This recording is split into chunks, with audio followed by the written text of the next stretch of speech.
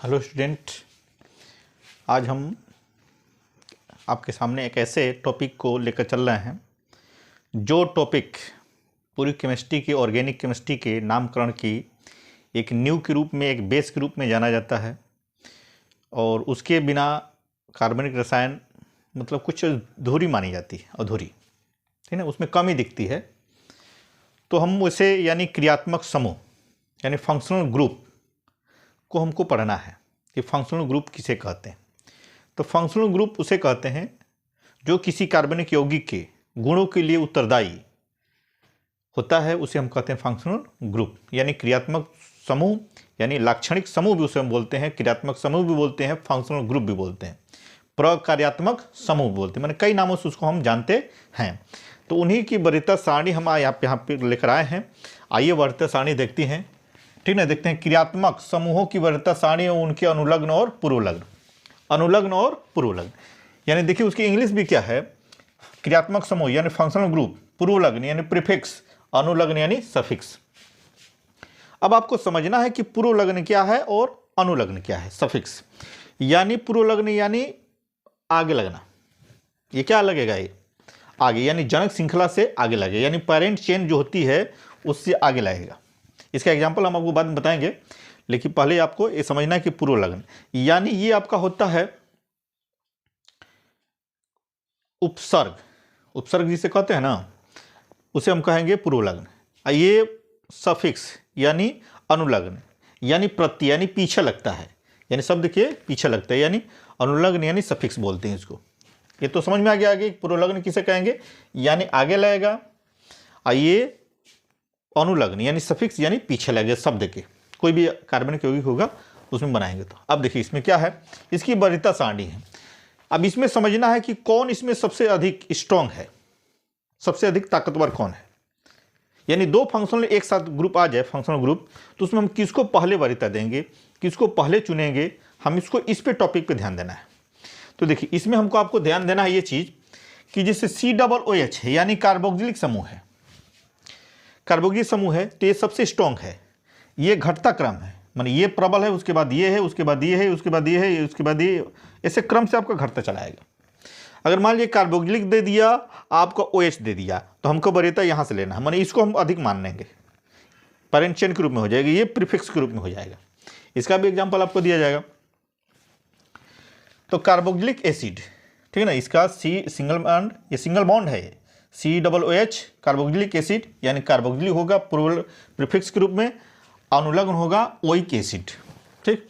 उसी तरह से COOR यानी एस्टर होगा, यानी एल्कोक्सी हो कार्बोनिल, ये पूर्वलग्न होगा यानी प्रीफिक्स, और ये हो जाएगा इसका अनुलग्न एल्कानोएट। सेम उसी तरह से आपका सल्फोनिक एसिड SO3H है, सल्फोनिक एसिड यानी सल्फो हो जाएगा इसका पूर्वलग्न, और इसका क्या हो जाएगा आपका अनुलग्न सल्फोनिक एसिड हो जाएगा। उसी आधार पर आपको देखिए नेक्स्ट है आपका COX, एक्स के जहाँ पे आपने फ्लोरीन, क्लोरीन, ब्रोमीन और आयोडीन, कोई एक हैलोजन फैमिली का कोई एक ले सकते हैं एलिमेंट, COX, ठीक है ना, यानी एक्स के जगह पे F यानी फ्लोरीन, क्लोरीन, ब्रोमीन और आयोडीन, यानी हैलोफॉर्मिल है, इसको हम बोलते हैं किसमें, प्रीफिक्स के रूप में लेंगे तब। लेकिन अनुलग्न के रूप में यानी सफिक्स में लेंगे तो ऑयल हैलाइड लेंगे, उसको क्या बोलेंगे हमको, ऑयल हैलाइड। उसी तरह से, ठीक ना, इसको हम एसिल हैलाइड, इसको COX को बोलते हैं।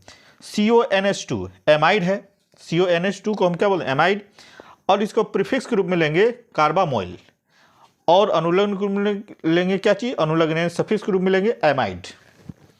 सेम उसी तरह से आपका है CHO यानी एल्डिहाइड ग्रुप है ये, तो यानी फॉर्मोइल कामा एल्डो या ऑक्स भी बोलते हैं। अगर अनुलग्न के रूप में लेंगे तो अल लेंगे, अल, ठीक। उसके बाद C ट्रिपल बॉन्ड N, मान single bond C triple bond N यानी साइनाइड यानी नाइट्राइल, इसको हम बोलते हैं नाइट्राइल, यहाँ भी लिखेंगे प्रीफिक्स के रूप में, और साइनो लेंगे कब, जब आप सफिक्स यानी अनुलग्न लिखेंगे तब, उस टाइम में। अब उसके बाद है आपका कीटोन यानी CO, कार्बन से डबल बॉन्ड द्वारा ऑक्सीजन जुड़ा हो तो उसको कीटोन बोलते हैं। इसका पूर्वलग्न होगा क्या चीज़, यानी कीटो या ऑक्सो, इसका अनुलग्न सफिक्स होगा ONE, ऑन। उसी तरह से OH सिंगल बॉन्ड OH है, यानी एल्कोहल भी बोलेंगे इसको, फिनाल भी बोल सकते हैं। यानी हाइड्रोक्सी है, यानी बेंजीन में जुटेगा तो फिनाल होगा, ऐसे आपका एल्केन में जुटेगा तो इसको हम एल्कोहल बोलेंगे। अब फिनाल कब बोलेंगे? जब बेंजीन में जुटेगा तब। इसका हम प्रीफिक्स लिखेंगे क्या चीज़? हाइड्रोक्सी। इसका अनुलग्न यानी सफिक्स होगा क्या चीज़? अल होगा। अब इसी तरह ओ एल, ऑल हो गया, ठीक है ना, ओ एल ऑल, ठीक है ना। अल दोनों में समझ लिए, एल्डिहाइड में क्या है आपका? अल लग रहा है, ए एल, एल्कोहल में ओ एल जुट रहा है, ठीक है ना। इस चीज़ को ध्यान से केयर करना है, अगर केयर नहीं करेंगे तो पता चलेगा उल्टा सीधा सब कर देंगे। अब देखिए इसके बाद भी कुछ बचता है जिसको हम लिख देते हैं, ठीक ना, उसके बाद भी तब समझ में आए। इसके नीचे एक अब जो शेष पार्ट बचा हुआ है उसको, तो उसमें एक दो पार्ट बचा था उसको अब लिख दे रहे हैं, ठीक ना। यानी सिंगल बॉन्ड एस एच, ठीक ना, इसको हम बोलते हैं मरकैप्टन। क्या बोलते हैं? मरकैप्टन बोलते हैं इसको, ठीक ना। इसका प्रीफिक्स क्या हो जाएगा? मरकैप्टो। और इसका हो जाएगा आपका सफिक्स थियोल। क्या हो जाएगा? थियोल। यही क्या इसमें पड़ती है, एलपीजी गैस में यही पड़ता है, मरकैप्टन ही। उसके बाद आपका आएगा NH2 यानी एमीन, इसका हो जाएगा एमिनो, ये हो जाएगा आपका एमीन, एमीन।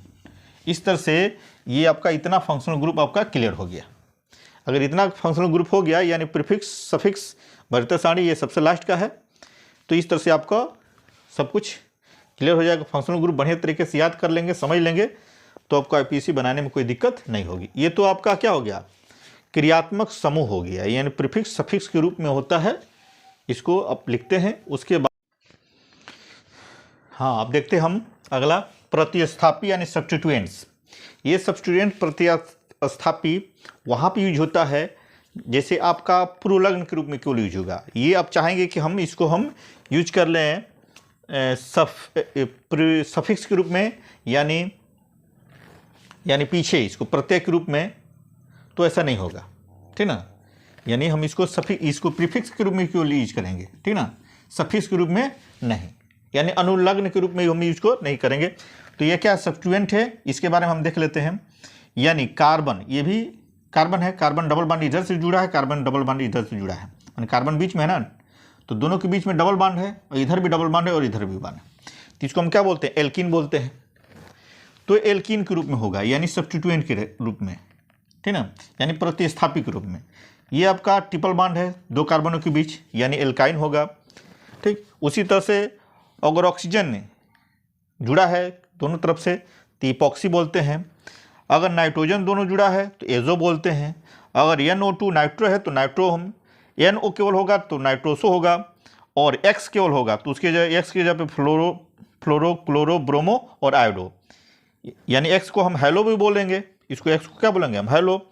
अब फ्लोरीन है तो फ्लोरो लिखेंगे, फ्लोरीन को हम क्या कर देंगे? हम जब प्रीफिक्स में लिखेंगे तो फ्लोरो लिखेंगे, और क्लोरीन को क्लोरो, अब ब्रोमीन को ब्रोमो, और आयोडीन को आयोडो लिखेंगे। ये नहीं कि आयोडीन नहीं लिखना है इसको हम, ठीक ना, आयोडीन को आयोडो, अगर फ्लोरीन है तो फ्लोरीन को फ्लोरो, और क्लोरीन को क्लोरो, और ब्रोमीन को ब्रोमो, इस तरह से लिखेंगे हम।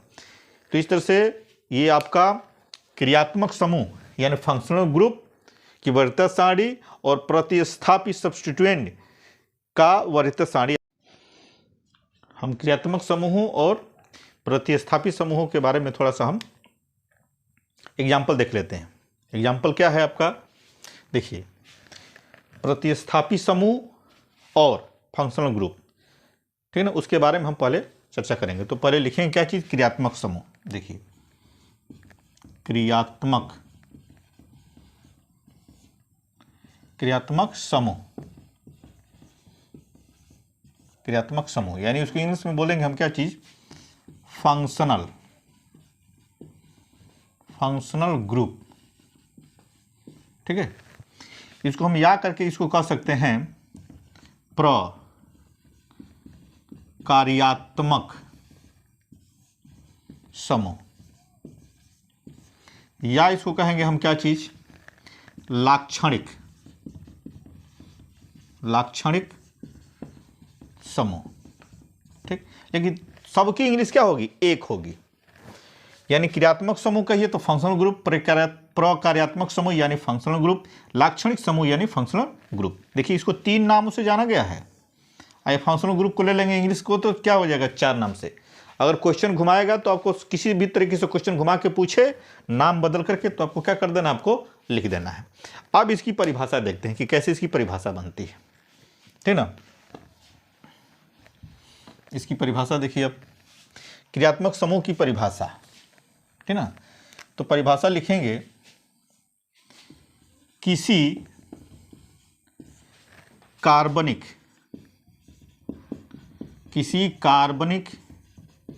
यौगिक के रासायनिक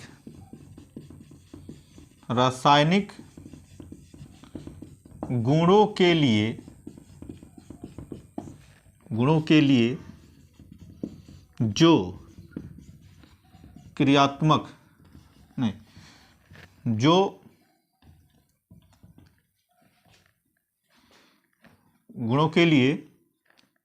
जो यौगिक या पदार्थ उत्तरदायी होता है। क्या होता है? उत्तरदायी होता है।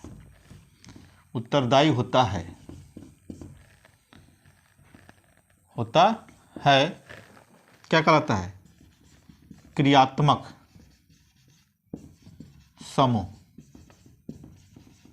कहलाता है। जैसे आप एग्जाम्पल इसमें देंगे, जैसे फॉर एग्जाम्पल कर देंगे क्या चीज कि देखिए अब NO2 है, अगर आपने मेथिल ग्रुप ले लिया CH3, इसमें NO2 जोड़ दिया, देखिए NO2 ये एक फंक्शनल ग्रुप जोड़ा मेथिल ग्रुप में। अब मेथिल ग्रुप आया कहाँ से? CH4 है, तो इसको आयनाइज कर देंगे तो CH3 सिंगल बॉन्ड कर लीजिए, यहाँ पे H धनायन ग्रुप में, तो ये H अगर एक हाइड्रोजन विस्थापित कर देगा तो इस पे मेथिल ग्रुप हो जाएगा। ये क्या हो जाएगा आपका? Methyl group. यानी कैसे बनाइए? मेथेन से क्या बन गया? Methyl group. यानी मेथेन में से एक हाइड्रोजन बाहर निकाल देंगे ना, तो ये मेथिल ग्रुप हो जाएगा। अब मेथिल ग्रुप में NO2 जोड़ देते हैं तो इसका नाम क्या हो जाएगा? नाइट्रो। क्या हो जाएगा? नाइट्रोमेथेन। देखिए केवल इतने चीज से इसका नाम बदल गया। अब यहीं पे हमने क्या कर दिया? अब दूसरा कोई चेंज कर दिया, जैसे CH3 है, C OH, यानी कार्बोक्सिलिक ग्रुप आपने जोड़ा है, COOH। ये क्या है? कार्बोक्सिलिक है। इसको क्या कहेंगे हम? कार्बोक्सिलिक ग्रुप कहेंगे। देखिए कार्बोक्सिलिक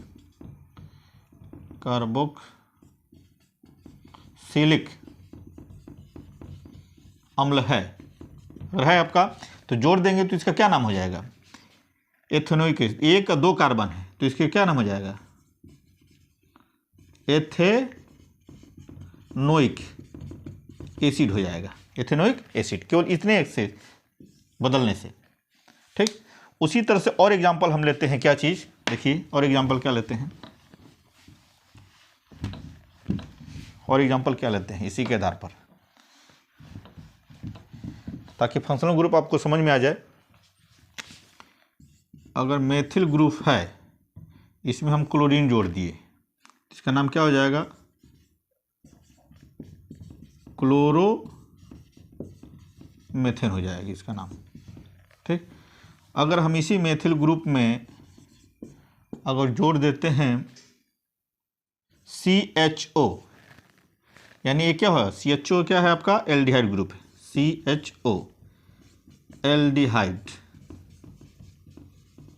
एल्डिहाइड ग्रुप है, तो एल्डिहाइड के लिए क्या हो जाएगा? 1 और 2 कार्बन हो जाएगा, तो क्या नाम हो जाएगा इसका? एथेनॉल। इसी के आधार पर इसका नाम चेंज हो जाएगा। इस तरह से ये क्या है? किसी रासायनिक गुणों के लिए क्या होता है? उत्तरदायी होता है। अब इसमें हमको समझना है कि कैसे ये लोकेन प्रतिस्थापी बनेगा। अब देखिए इसमें एग्जाम्पल एक लेते हैं, इस तरह से आपका COOH। हमने एक एग्जाम्पल ले लिया इसको, यहाँ पे हमने जोड़ दिया CH3। अब देखिए इसका IUPAC हम नामकरण कर रहे हैं, उसके बाद समझा रहे हैं। देखिए इसका नाम IUPAC नामकरण करना है इसका, तो कैसे करेंगे, क्योंकि ये फंक्शनल ग्रुप है, क्रियात्मक समूह, तो हम नंबरिंग यहाँ से करेंगे। 1 2 कार्बन, मान कार्बन को लेंगे हम, कार्बन संख्या गिनेंगे पहले, सर्वप्रथम कार्बन संख्या गिन रहे हैं, तो यानी कार्बन संख्या 1 2 और 3, और ये हो जाएगा आपका 4। 1 2 3 4, 3 नंबर पे क्या चीज़ है, मेथिल ग्रुप है, तो लिखेंगे 3 मेथिल, और कितना 4 कार्बन है, तो क्या हो जाएगा आपका 4 कार्बन है, तो मेथ एथ प्रोप ब्यूट, तो क्या हो जाएगा